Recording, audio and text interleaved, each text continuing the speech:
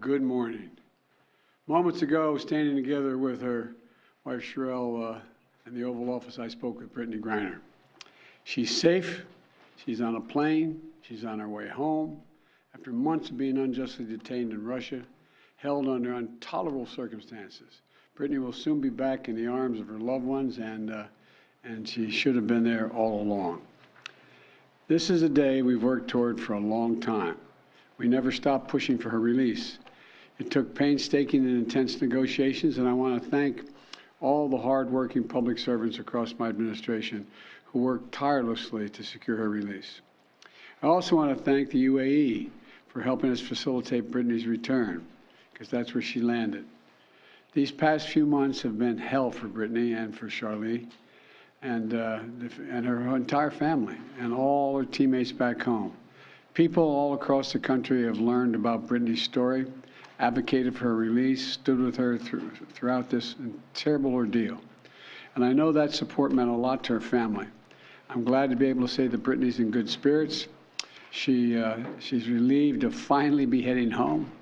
And the fact remains that she's lost months of her life, experienced a needless trauma, and she deserves space, privacy, and time with her loved ones to recover and heal from her time being wrongfully detained. Brittney is an incomparable athlete, a two-time Olympic gold medalist for Team USA. She endured mistreatment and a show trial in Russia with characteristic grit and incredible dignity.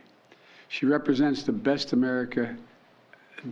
America. It is across the board, everything about her. She wrote to me back in July. She didn't ask for special treatment, even though we've been working on a release from the day one. She requested a simple quote, "Please don't forget about me and the other American detainees. Please do all you can to bring us home." We never forgot about Brittney. We've not forgotten about Paul Whelan, who's been unjustly detained in Russia for years. This was not a choice of which American to bring home. We brought home Trevor Reed when we had a chance early this year. Sadly, for totally illegitimate reasons, Russia is treating Paul's case differently than Brittney's. And while we have not yet succeeded in securing Paul's release, we are not giving up. We will never give up. We remain in close touch with Paul's family, the Whelan family, and my thoughts and prayers are with them today. They have to have such mixed emotions today. And we'll keep negotiating in good faith for Paul's release. I guarantee that. I say that to the family. I guarantee you. And I urge Russia to do the same to ensure that Paul's health and humane treatment maintained until we are able to bring him home. I don't want any American to sit wrongfully detained and one extra day if we can bring that person home. My administration has now brought home dozens of Americans who were wrongfully detained or held hostage abroad, many of whom had been held since before I took office. And today, we also remember the other Americans that are being held hostage and wrongfully detained in Russia or anywhere else in the world. Reuniting these Americans with their loved ones remains a priority for my administration, every person in my administration involved in this. We're going to continue to work to bring home every American who continues to endure such an injustice. We also want to prevent any more American families from suffering this pain and separation. And I strongly urge all Americans to take precautions, including reviewing the State Department's travel advisories before they travel overseas, which now includes warnings about the risk of being wrongfully detained by a foreign government. Make no mistake about it, this work is not easy. Negotiations are always difficult. There are never any guarantees. But it's my job as President of the United States to make the hard calls and protect American citizens everywhere in the world, anywhere in the world. And I'm proud that today we have made one more family whole again. So welcome home, Brittney.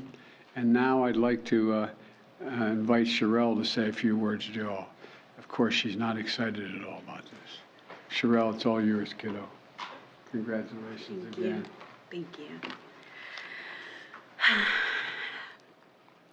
So over the last 9 months, you all have been so privy to one of the darkest moments of my life. And so today I'm just standing here overwhelmed with emotions, but the most important emotion that I have right now is just sincere gratitude for President Biden and his entire administration. he just mentioned this work is not easy, and it has not been. There's been so many hands involved, and so I'd like to take a moment to just specifically mention a few. Vice President Harris, Secretary Blinken, Jake Sullivan, Josh Geltzer from the National Security Council, Roger Cartson and Fletcher, Schoen from the Hostage Envoy's Office. A special thank you to Governor Richardson and Mickey, the Mercury players, the WNBA PA for your advocacy. And also, you guys may not know this, but my family has been tremendously supported by the Wasserman Agency. BG's agent, Lindsay Colas, has just been amazing for me and my family throughout this process. So today my family is whole, but as you all are aware, there's so many other families who are not whole. And so BG's not here to say this, but I will gladly speak on her behalf and say that BG and I will remain committed to the work of getting every American home, including Paul, whose family is in our hearts today. As we celebrate BG being home, we do understand that there are still people out here who are enduring what I endured the last 9 months of missing tremendously their loved ones. So thank you everybody for your support. And today it's just a happy day for me and my family. So I'm gonna smile right now. Thank you.